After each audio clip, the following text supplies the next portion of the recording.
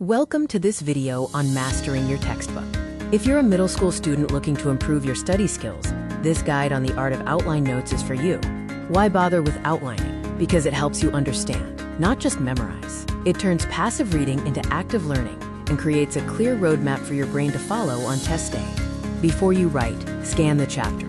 Textbooks have built-in signals like bold main headers and blue subheadings. These are the skeleton of your outline, so don't skip them. Follow these rules of engagement.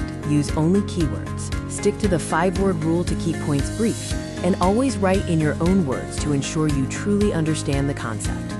A good outline follows a simple hierarchy. Roman numerals for main topics, capital letters for subtopics, numbers for supporting details, and lowercase letters for specific examples. Let's look at a quick example. A complex paragraph about states of matter can be easily compressed into a clear, scannable outline using this format. Here are a few pro tips.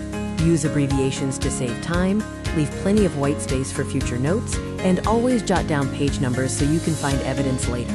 If you don't think in straight lines, try visual mapping. Start with your main idea in the center and branch outward with subtopics. It's great for showing cause and effect relationship. Avoid the copy-paste trap.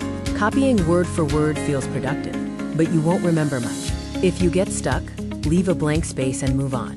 Don't let it freeze your progress. Your challenge this week: try the outline method on one chapter. Revisit your notes within 24 hours to cement the memory. Every expert started as a beginner. Start your habit today.